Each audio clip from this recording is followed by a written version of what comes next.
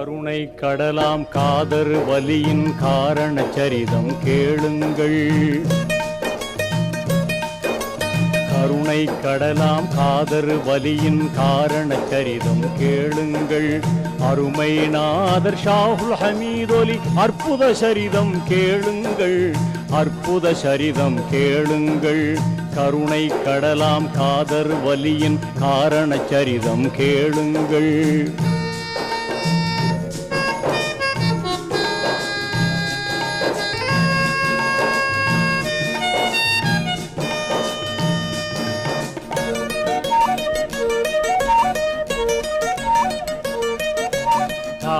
நபியின் 23ஆம் தலைமுறை வழியில் வந்தவராம்.